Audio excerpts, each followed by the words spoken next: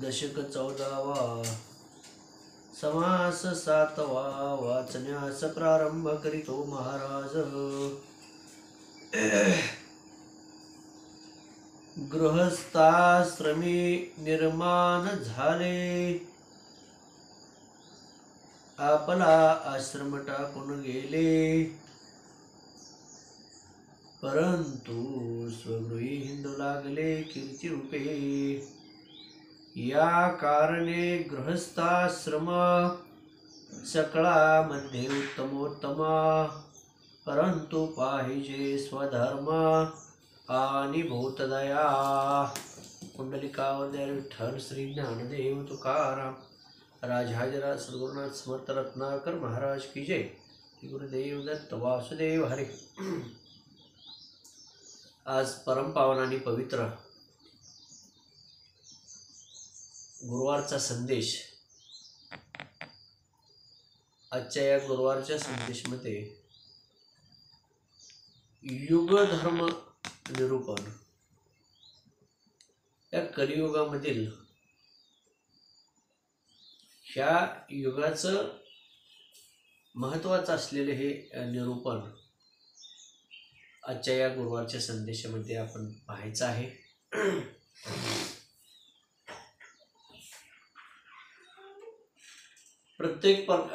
अनेक प्रकारचे जीव जन्माला येतात। 184 योनी इतके जीव इतके जन्माला येतात, एवढ्या योनी जन्माला येतात। परंतु सगळ्या योनीमध्ये सर्व जीवामध्ये सर्वश्रेष्ठ असलेला हा आपला माणसाचा जन्म, हा मानव जन्म, हा नरदेह अत्यंत श्रेष्ठ आहे। आणि मानव जन्माला आल्यानंतर आपण अनेक जण गृहस्थाश्रमात आहोत आणि गृहस्थाश्रमात राहून आपण सेवा करत आहोत, भक्ती करत आहोत, ज्ञान मिळवत आहोत। ही अत्यंत महत्त्वाची गोष्ट आहे की या कलियुगामध्ये सर्वात श्रेष्ठ असलेला हा गृहस्थाश्रम श्रेष्ठ आहे, काही अडचण नाही। गृहस्थाश्रमामध्ये राहूनही उत्तम अशा प्रकारची सेवा आपण करू शकतो, उत्तम अशा प्रकारचं ज्ञान मिळवू शकतो आणि आपल्या जीवनाचं कल्याण करू शकतो। कोणत्याही प्रकारची अडचण नाही। कारण आपण जर पाहिलं तर अनेक संत महात्मे गृहस्थाश्रमामध्ये राहून आपला प्रपंच आणि परमार्थ दोन्हीही त्यांनी साध्य केलं आणि जीवनाचं कल्याण करून ते आपल्या निर्वाण काळापर्यंत चांगल्या पद्धतीने सेवा करून स्वस्थानाला गेले। म्हणजे गृहस्थाश्रमात राहून काय करता येत नाही अशी गोष्ट नाही। प्रपंच करावा नेटका, परमार्थ पाहावा विवेका। प्रपंच सोडायला कुणीही सांगितलं नाही, पण प्रपंच करत करत परमार्थ करायला काही अडचण नाही। पण आपण एक भाग करतो आणि दुसरा भाग तसाच मोकळा राहतो आणि आयुष्यभरामध्ये तो दुसरा भाग आपल्या पुढे जास्त घेत नाही, आपल्या नजरेस येत नाही, किंबहुना त्याच्यावरती आपलं लक्ष केंद्रित होत नाही। म्हणून हा दुसरा भाग हा अर्धवट राहण्याची शक्यता आहे, किंबहुना कमी होण्याची शक्यता आहे. म्हणून दोन्ही गोष्टी करा, प्रपंचही चांगला करा आणि परमार्थही चांगला करा. प्रपंच करण्यासाठी काय आवश्यक आहे? देह आवश्यक आहे, शरीर आवश्यक आहे. प्रपंच तुम्ही शरीरानं करणार आहे. आणि परमार्थ करण्यासाठी काय आवश्यकता आहे? इथं देहापेक्षा सुद्धा मनाची आवश्यकता जास्त आहे. मन भगवंताच्या ठिकाणी लीन झालं, गुरुच्या चरणावरती मन लीन झालं, भगवंताच्या चरणावरती मन लीन झालं का प्रपंच करत करत आपल्याला परमार्थ करता येतोय आणि तोही सोप्या पद्धतीने करता येतोय. काम धंदा करिता अथवा अनंत उद्योग करिता तरी हरिनाम सांडू नये. काही बंद करण्याची गोष्ट नाही. सगळं सुरळीतपणे व्यवस्थित कामधंदा चालू राहू द्या, पण नित्यनेमानं सेवा करायला काय अडचण आहे? वेळेचं नियोजन करायला काय अडचण आहे? मी केव्हा झोपावं, केव्हा उठावं, उठल्यानंतर मी कोणत्या प्रकारचे काम कोणत्या वेळेमध्ये करावीत, याची जर नियमावली तयार केली, वेळेचं नियोजन केलं आणि त्या पद्धतीनं काही वेळ प्रपंचासाठी, काही वेळ परमार्थासाठी, तर निश्चितपणाने दररोज सुद्धा आपल्याला व्यवस्थितपणाने ज्ञान मिळू शकते आणि आपली सेवा चांगल्या पद्धतीने होऊ शकते. म्हणून क्षणोक्षणी करावा विचार. प्रत्येक क्षणाला विचार केला पाहिजे. आता आपण विचार करत नाही का?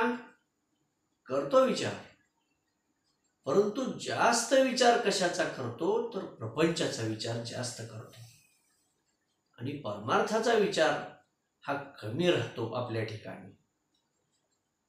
त्याला दुय्यम स्थान राहतं परमार्थाला. तर असं झालं नाही पाहिजे. म्हणून परमार्थ करण्यासाठी काय आवश्यक आहे? परमार्थ करण्यासाठी संगत आहे ती चांगल्या सत्पुरुषांची, महान साधुसंतांची, योगियांची, ज्ञानी महापुरुषांची संगत असणं गरजेचं आहे. करू नका काही संत संग धरा. ही संगत चांगल्या साधुसंतांची मिळाल्याखेरीज खऱ्या ज्ञानाची ओळख होणार नाही. तर काय काय ओळख व्हायला पाहिजे? स्वतःची ओळख व्हायला पाहिजे. मी कोण आहे याची ओळख व्हायला पाहिजे. भगवंताची ओळख व्हायला पाहिजे. सद्गुरूंची ओळख व्हायला पाहिजे. आणि ह्या सगळ्या गोष्टी ज्ञानी पुरुषांच्या संगतीमध्ये त्यांच्या ज्ञानातूनच याची उकल होणार आणि त्याचा प्रत्यय यायला लागणार. म्हणजे अनुभव. परमार्थ करत असताना अनुभवाला अत्यंतिक महत्व आहे. अनुभव पहा पदोपदी, पदोपदी पहा श्रीमुख चांगले, प्रत्यक्ष पावले विठोबाची. इथं रोकडा ब्रह्म, रोकडा साक्षात्कार. इथं उदार काय नाही, सगळं रोख आहे. आपण काम केलं आणि ते कामाचं काय आपल्याला पोचपावती मिळते का नाही, त्या श्रमाचा आपल्याला काय दाम मिळतो का नाही, ही चिंताच करण्याची गोष्ट नाही. इथं काही बुडणार नाही. अनेक बँका अशा निघाल्या की त्या ठिकाणी ठेवलेले पैसे ती बँक बुडाली आणि पैसेही बुडाले. तसं इथं परमार्थामध्ये नाही. परमार्थ कसा आहे? रोख आहे. इथं काय रोख मिळणार? पुण्य रोख मिळणार. अपार पडल्या पुण्याच्या राशी, सगळे तीर्थे घडले आम्हा आधी करून काशी. तुम्ही सेवा भक्ती करत जाल तशी तुमची पुण्य थोडी थोडी संचय जमा होत जाईल आणि हा पुण्याचा संचय तुम्हाला आयुष्यभर उपयोग येईल आणि पुढे सुद्धा पुढच्या जन्मात सुद्धा त्या पुण्याचा तुम्हाला निश्चितपणाने उपयोग होईल. म्हणून परमार्थ चालणार आहे तो पुण्यावर, प्रपंच चालणार आहे पैशावर, पण परमार्थ मात्र पैशावर होऊ शकत नाही. ज्ञान पैशावर विकत घेता येत नाही. परमात्म्याची प्राप्ती पैशावर होऊ शकत नाही. इथं पैसा उपयोगाचा नाही, तर इथं भाव उपयोगाचा आहे. भाव अत्यंत महत्वाचा आहे. जसा भाव तसा देव, आणि तो भाव कसा शुद्ध अंतःकरणपूर्वक सेवा करण्याचा भाव त्याच्या मनामध्ये पाहिजे. आणि म्हणून ही जागृती आपल्या ठिकाणी निर्माण झाली पाहिजे. हे सगळं जाणून आपण घेतलं पाहिजे. हे जाणून घ्यायचं असेल तर कोणाकडे जावं लागेल? जाणत्या पुरुषाकडे जावं लागेल. जाणता पुरुष कोण? ज्याला आत्मज्ञानाची प्राप्ती झाली आहे तो जाणता पुरुष. आणि मग अशा जाणत्या पुरुषांच्या, महाज्ञानी व्यक्तींच्या सहवासामध्ये गेल्यानंतर तुम्हाला आत्मज्ञानाची अनुभूती येऊ लागते, किंबहुना त्याचा अनुभव तुम्हाला येऊ लागतो. आणि मग आत्मज्ञानाविना व्यर्थ जीवा. भगवान श्रीकृष्णाने सांगितले अर्जुनाला, हे अर्जुना, हे बाकीचं चराचरातील इतर ज्ञान आहे ते तुला सहज मिळेल. आत्मज्ञान सहजासहजी मिळणार नाही. हे दुर्लभ आहे. ही गोष्ट कशी आहे? दुर्लभ आहे आणि ती सहज मिळू शकत नाही. म्हणून आत्मज्ञानी हो, योगी हो, हा उपदेश भगवान श्रीकृष्णाने अर्जुनाला केला. याच्या पाठीमागे किती मोठा विचार असेल. मोठ्या व्यक्तींच्या ठिकाणी विचार सुद्धा मोठा असतो. महाज्ञानी व्यक्तींच्या ठिकाणी ज्ञान ओतप्रोत भरलेलं असतं. दया, क्षमा, शांती, तेथे देवाची वस्ती. तिथं दयेचा अनुभव असतो, क्षमेचा अनुभव असतो, आणि शांती त्या ठिकाणी ओसंडून वाहत असते. एवढी अपार शांती असते. त्या ठिकाणी मूर्तिमंत भगवंताचं वास्तव्य आहे असं समजायला काय हरकत नाही. अशा जाणत्या पुरुषांची भेट होणं जीवनामध्ये दुर्लभ आहे. म्हणून प्रपंच करायचा, सोडायचा नाही, पण प्रपंच करत करत परमार्थही करायचा.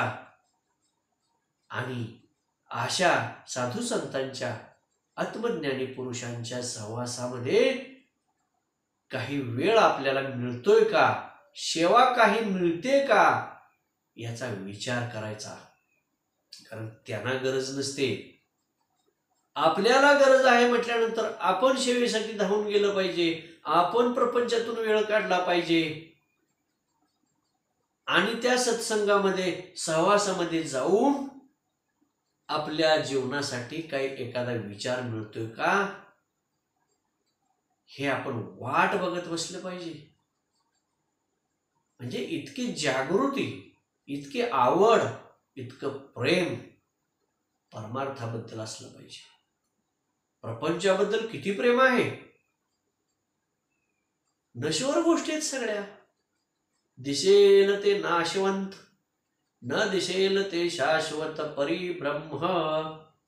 अरे राहणार आहे काय गोष्ट, संपणार आहे. डोळ्या देखत किती गोष्टी संपल्या. बालपण बघता बघता संपून गेलं, तरुणपण बघता बघता संपून गेलं, आणि वृद्धापकाळ सुद्धा संपत चालला. आता त्याच्या पुढं काय आहे का संपायसारखं? काही शिल्लकच नाही. सगळं संपत चाललं. पण देह संपणार आहे. काय शिल्लक राहणार आहे? तुम्ही मिळवलेले जे पुण्य आहे ते तुमच्या बरोबर येणार आहे. शेवटी या पृथ्वीवर जन्माला आला आणि पृथ्वीच्याच पोटात गाडला. हे शरीर पंचमहाभूताला विलीन झालं. शरीर बनले कशाचं? अष्टधा प्रकृती बनले कशामुळे? पंचमहाभूते पृथ्वी, वायू, आप, तेज, आकाश आणि 3 गुण रज तम सत्व यांनी मिळून ही अष्टधा प्रकृती तयार झालेली आहे. आणि या अष्टधा प्रकृतीमध्ये जे महत्वाचं स्थान आहे ते कशाचं आहे? आत्म्याचं. आत्मा तोची देव, देव तोची आत्मा. आता हा जो आत्मा आहे, हा आत्मा किती सूक्ष्म आहे तो दिसू शकत नाही. वायूच्या रूपानं तो स्थित आहे. शरीराला वायूची गरज. वायू नसेल तर आपण सजीवंत राहू शकत नाही. श्वास बंद पडला का देह संपला. ह्या वायवाच्या रूपामध्ये हा आत्मा स्थित आहे. तो कधी जाईल हे सांगता येत नाही. आणि शेवटी सगळं विलीन कुठं होणार आहे? पंचमहाभूताला. आणि मुख्य आत्मा, आत्म्याची जी ज्योत आहे वायू रूपानं वायूमध्येच जाणार आहे. जन्माला कसा आला? सगळा पिंड तयार झाला आणि वायुवातूनच येऊन आत्मा स्थित झाला. आणि शेवटी ज्यावेळी मृत्यू होण्याची वेळ आली त्यावेळेला तोच आत्मा वायवाच्या रूपातूनच निघून गेला. पृथ्वीवर जो वायू आहे त्या वायूमध्ये अनेक प्रकारचे आत्मे संचार करतात. वायूमध्ये त्याच्यामध्ये अनेक प्रकारचे आत्मे आहेत, संचार करतात. काही साधे आत्मे आहेत, काही संत आत्मे आहेत, काही देव आत्मे आहेत.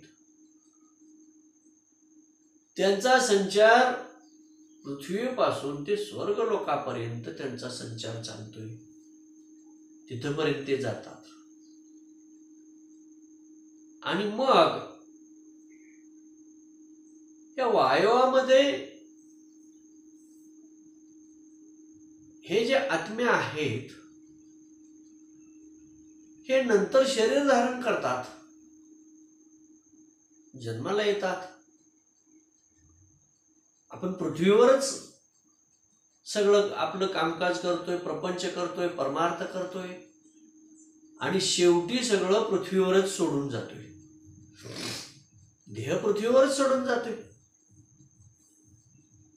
आणि म्हणून गुह्य गोष्टी आपणास ठाऊक नसतात. त्या आत्मज्ञानाच्या गोष्टी आहेत आणि ते आत्मज्ञान जाणून घेण्याचा प्रयत्न करायचा. कारण सहजासहजी हे आत्मज्ञान प्राप्त होऊ शकत नाही. म्हणून आपला हा जन्म वाया जाऊ नये. जन्म नाही रे अनेक, तुका म्हणे माझी भाग. म्हणजे साधू संतांनी या जन्माचं महत्व किती सांगितलंय. असा जन्म पुन्हा मिळणे नाही. आताच ह्या जन्माचं सोनं करून घ्या, हे पुन्हा मिळेल अशी शाश्वती नाही. आणि म्हणून परिपूर्ण विश्वास ठेवून भगवंताची सेवा केली पाहिजे. अनेक साधू संत या गृहस्थाश्रमातच जन्माला आले आणि आपलं कार्य करून गेले. सावता महाराज प्रपंच करत करतच परमार्थ केला. कांदा मुळा भाजी अवघी विठाई माझी. अहो सगळा मळा आहे, तो मळा सगळा विठ्ठलमय दिसावा. किती भक्तिमय होऊन गेलेले आहेत सावता महाराज की त्यांना विठ्ठलाशिवाय काही दिसू शकत नाही. सगळं मळा संपूर्ण विठ्ठलमय कांदा विठ्ठल आहे, मुळा विठ्ठल आहे, भाजी विठ्ठल आहे. कांदा मुळा भाजी अवघी विठाई माझी. अहो सगळं त्याला सावता महाराजांना संपूर्ण जे मळा आहे तो सगळं शेतच विठ्ठलमय दिसते. म्हणजे किती शुद्ध अंतःकरणपूर्वक भाव आहे, मनाची शुद्धता किती आहे आणि सेवा अपार प्रेम किती भगवंतावर आहे याचं आपल्याला हे उदाहरण दिसू शकते. अनेक साधू संतांनी गृहस्थाश्रमात राहूनच सेवा केली. म्हणजे गृहस्थाश्रम श्रेष्ठ आहे, परंतु हा गृहस्थाश्रम कधी श्रेष्ठ होणार? या गृहस्थाश्रमामध्ये तुम्ही स्वतःचा स्वधर्म पाळून ज्यावेळी सर्व गोष्टी कराल त्याच वेळी हा गृहस्थाश्रम श्रेष्ठ होईल. तुम्ही जर स्वधर्म नाही पाळला तर गृहस्थाश्रमात येऊन सुद्धा तुम्हाला भक्ती घडू शकणार नाही किंवा चांगल्या प्रकारची पुण्याची प्राप्ती घडू शकणार नाही. कारण स्वधर्म अत्यंत महत्वाचा आहे. स्वधर्माचा विसर पडला तर तिथं काही उपयोग होत नाही. प्रत्येकानं आपला स्वधर्म टिकवला पाहिजे, आपली सेवा टिकवली पाहिजे, आपलं कर्तव्य आहे ते चांगल्या पद्धतीने बजावलं पाहिजे आणि वेळच्या वेळी बजावलं पाहिजे. आजची गोष्ट उद्या नाही, आज नव्हे, आत्ता नव्हे, ताबडतोब या क्षणाला असा परमार्थ असतो. मला ज्ञान घ्यायचं आहे, जाऊ पुढच्या पौर्णिमेला महिना लागतोय का 15 दिवस लागतील, किती दिवस पुढे आहेत तेवढे वेळ राहिले. मला माळ घालायची आहे, पुढच्या वर्षी घालू. तो वर्षभर तो राहतोय का गुरु राहतोय का नाही काय सांगता येते. या देहाचा नाही भरवसा, उद्या होईल काय पत्ता.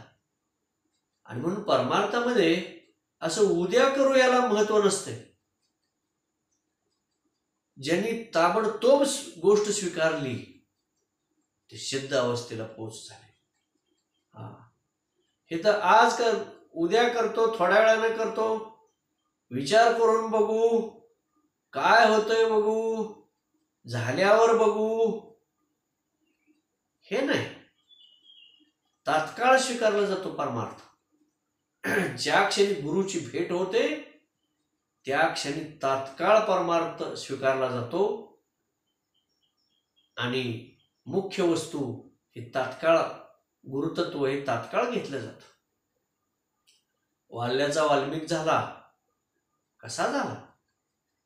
नारद मुनींची भेट झाल्या क्षणी ताबडतोब सगळा प्रपंच सोडला, जग सोडलं आणि पूर्णत्वानं गुरुच्या चरणावरती देह वाहिला.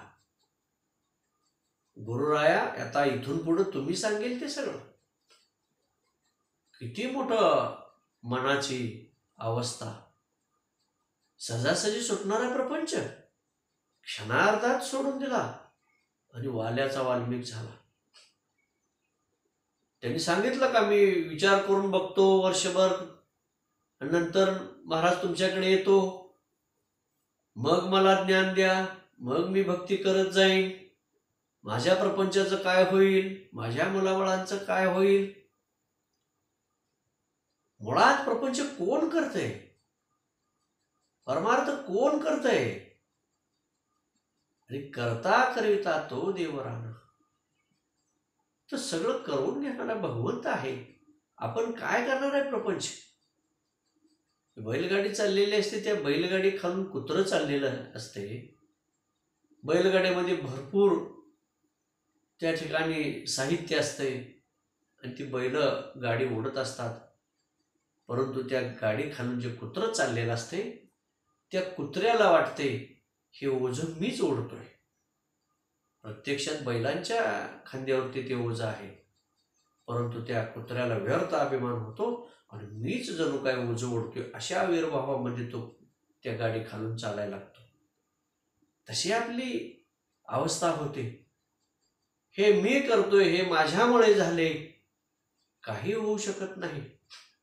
आले देवाजीच्या मना तेथे कोणाचे चालेना. आणि असं जर आपल्या मनाप्रमाणे जर काय होणार असेल तर आपण कशाला मृत्यू पावलो असतो. मरण कोणाला काय हवाय का? नाही. निवांत बसलो असतो हजारो वर्ष, लाखो वर्ष, चला कोणाला मरू वाटतंय? निवांत बसलो असतो. आपल्या हातात जर मृत्यू असता तर कितीही कोट्यावधी रुपये घालवले, कितीही प्रयत्न केले, तरी मृत्यू अटळ आहे. जपी मरे तपी मरे, साधू मरे संत मरे, जन्माला आलाय तो जाणार आहे. आणि मग तिथं कितीही पैसे घालवले तरी तो राहणार आहे का? नाही.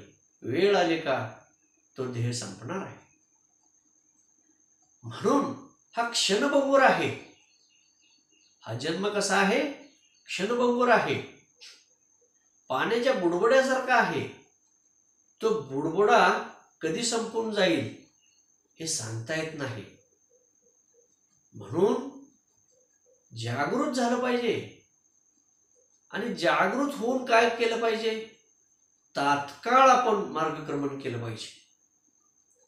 सेवा, भक्ती, परिपूर्ण श्रद्धा, परिपूर्ण प्रेम, नित्यनेम, रोज नित्यनेम आपला व्यवस्थितपणाने असला पाहिजे.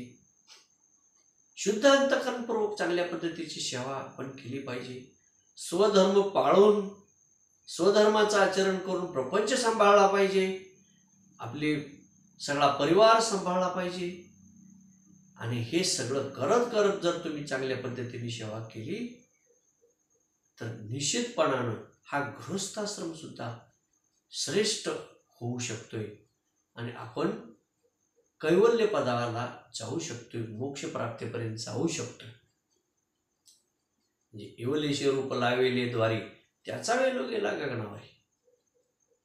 या गृहस्थाश्रमातून तुम्ही कैवल्य पदापर्यंत, मोक्ष पदापर्यंत निश्चितपणानं जाऊ शकता. त्याच्यासाठी संगत चांगल्या माणसांची असावी लागते. कारण अनंत विचार, अनंत दैवत, अनंत प्रकारचे कर्म, हे स्वरूप सगळं वेगवेगळं होत चाललेलं आहे. अज्ञान, अंधकार, अंधश्रद्धा ह्याने थैमान घातलेलं आहे. त्यामुळे कोण काय करतो हे कळायला मार्ग नाही.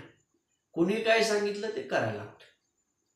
काय करायला पाहिजे आणि काय करायला नको आहे याचा सारासार विचार करण्याची बुद्धी आपल्या ठिकाणी पाहिजे. कुणी सांगितलंय म्हणून लगेच ते केलं असं होऊ नये.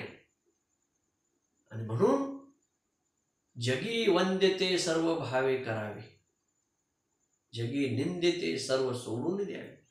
काय घ्यायचं काय नको, काय करायचं काय करायला नको याचा सारासार विचार आपण केला पाहिजे. हे कशावरून ठरवायचं काय केलं पाहिजे?